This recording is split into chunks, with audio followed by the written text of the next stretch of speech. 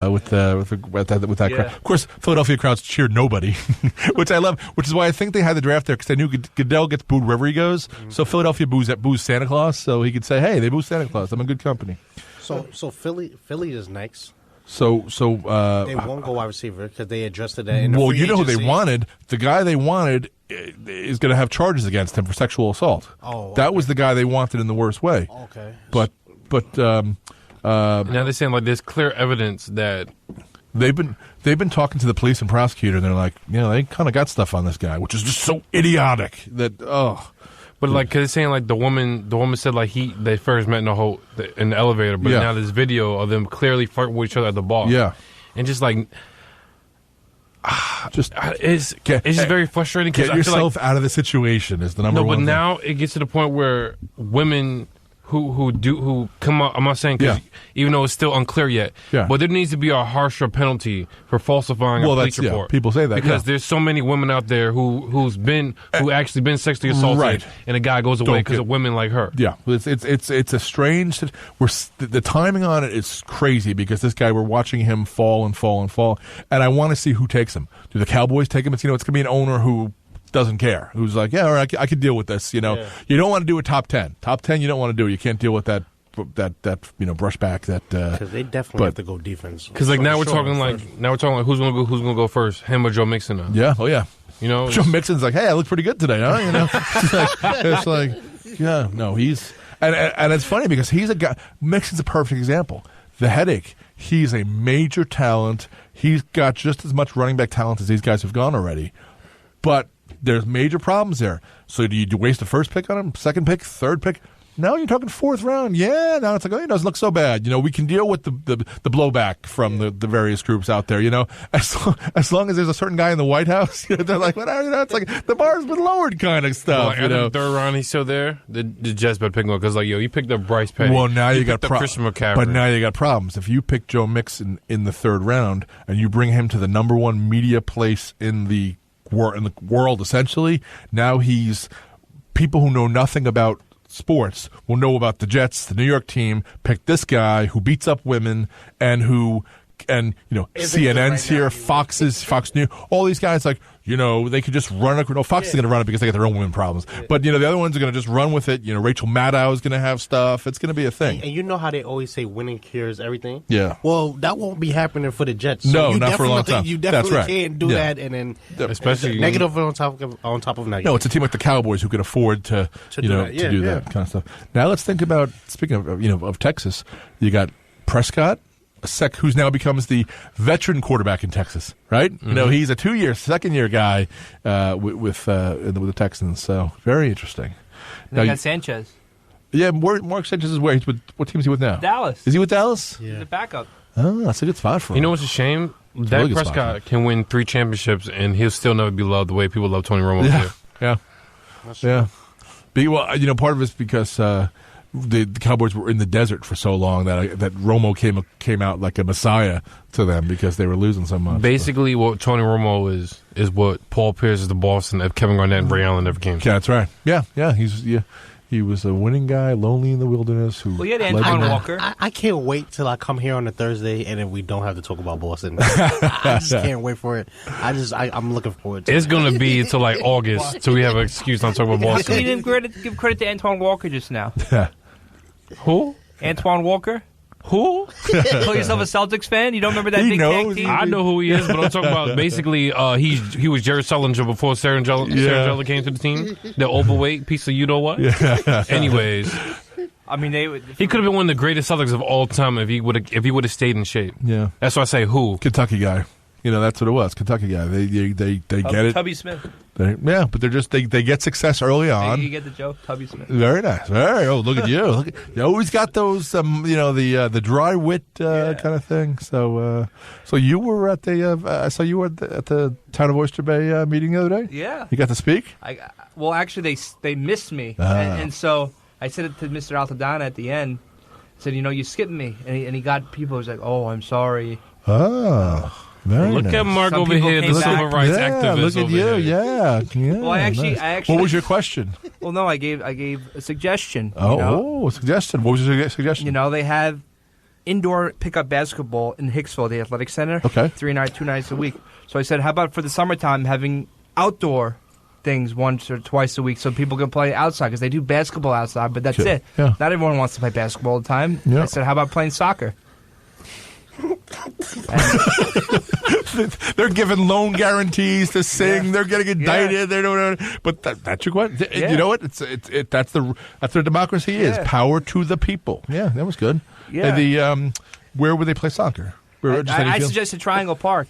Where's that? In Hicksville. Hicksville, In Hicksville, Plainview border. Oh. But I was nervous, so I was going to spruce it up. I said I played there before. Oh. I was going to say, I played people there with all different kinds of backgrounds. And, nice, very nice. No, that's. Marc, the civil rights activist. I see you. Well, I know where you were, and then this week you were at a big thing, big thing. I'm not going to say where. I can't publicly say where I was. I was at a big dinner at some big place on Monday night with a lot of big people. A lot of big wigs. Yeah. On ESPN, they already before he even spoke, they already told who Philly's going to pick. So I don't know if it's right, but it's the defensive end from Tennessee. But the pick is coming out actually right now. Defensive. Oh, Dirk Barnett. Dirk Barnett, yeah. And a lot of people were missing at that dinner. That's did Allen from Alabama did he shoot do somebody? I know, Fish just in. Yeah, but they said that's the pick already, and it didn't even get announced yet. Let me see. So, Jonathan Allen has arthritic shoulders. So at that age, yeah. That is a red flag. It's a first round red flag. Yeah. It's you don't a first round pick is a lottery ticket. You can't throw away a lottery ticket because it's your golden ticket, right? Your first round pick's your golden ticket. So you can't take a chance on arthritic shoulders with your if you're a losing team looking to get up there. They did pick him. Okay, so that's okay. Very interesting. So Dirk Barnett, who. It's because Wake is 35, right? So they have to get after Tom Brady, right? So he broke Reggie White's sack record at Tennessee. So that's a good sign. That's a good sign. I had this thought about the draft. Is that how come nobody ever takes a pass and says, you know what, my team's good enough? You can. I think the Patriots do it. Or if anyone's going to do it, it's Bill Belichick. You know what? Keep this one. Whatever. Go on to the next one. Even exactly. They did that just to lose a pick. We'll spot your draft pick. But that actually happened. Let's see. My in-laws would have been like 02, 03, 04, where a team was slow getting in their pick and they missed their time, and then the Ravens picked, and the Ravens put their pick right in right away.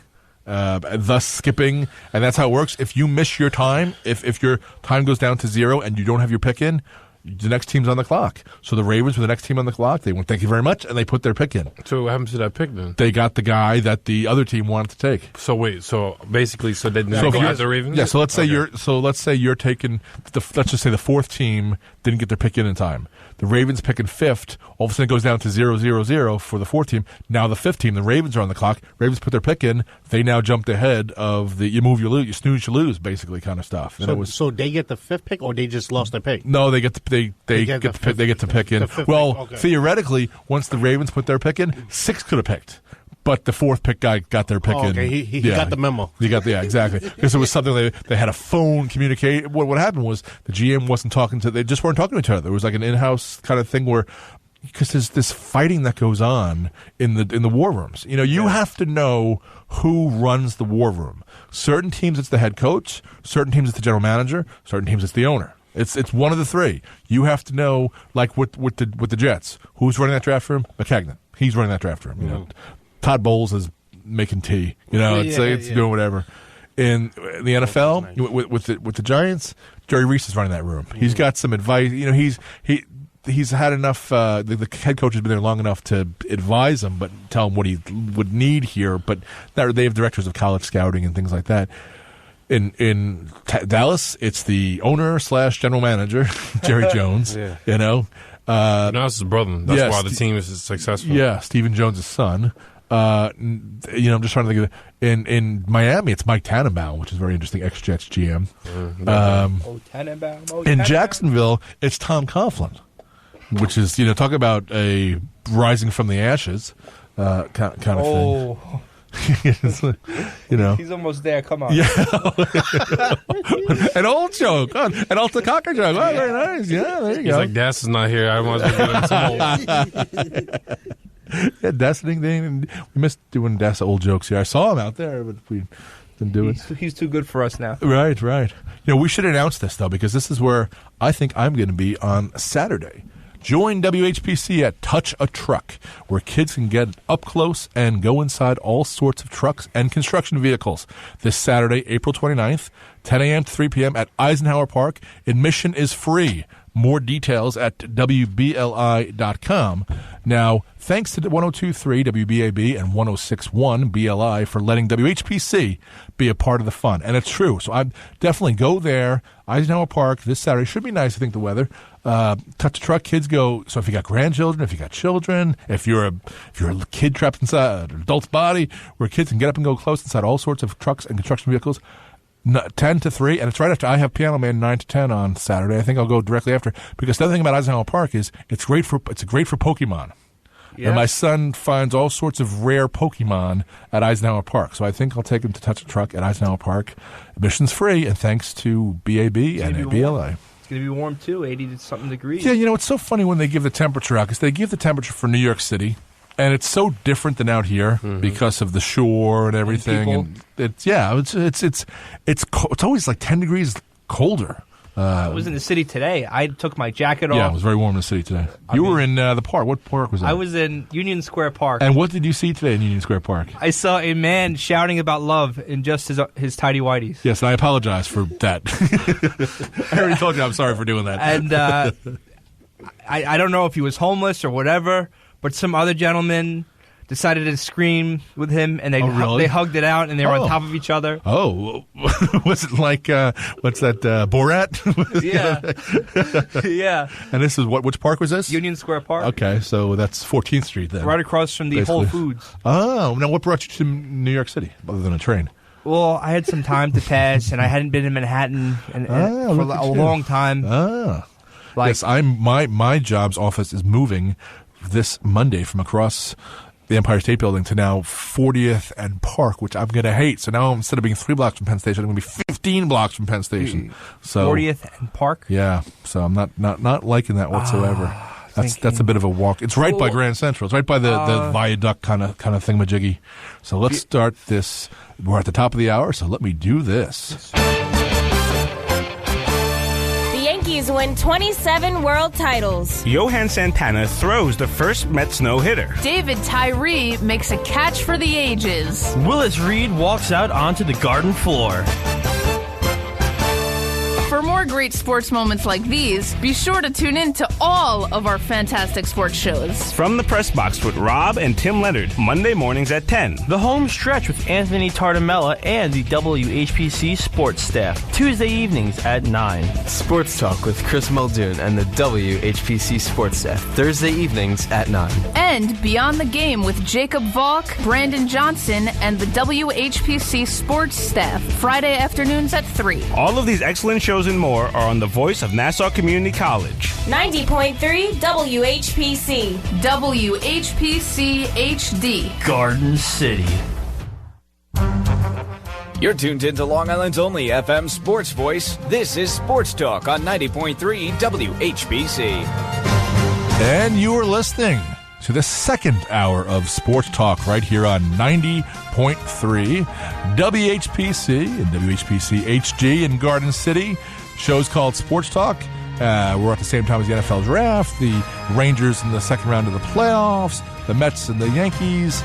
I'm Chris Muldoon. He's Marc Talkie. He's Tristan Hamilton. And he's KJ Brooks. That's me. And when last we left you on 516-572-7440, 516-572-7440. When last we left you, the last pick that was made was Derek Barnett, defensive end for the who took him? The 14th pick, which would be the Eagles. And then so that's really not Eagles. That's really not a sexy pick when you're in a hometown where if the draft's occurring in your hometown, you kind of want to make it a sexy kind of splashy pick. You know, even though I sound like John Gruden when Johnny Manziel in the draft. Yeah, but they should have picked up O.J. Howard. Yeah, that'd be huge. a tight end for a young quarterback in Carson. There was there goes the Ohio State guy. The Dolphins at 15 to the Colts. Malik Hooker. So the Colts safety. Get themselves a safety. Yeah. He's the guy everyone was saying was going to go to the Jets. So he would have been 6th, and he goes down to 15.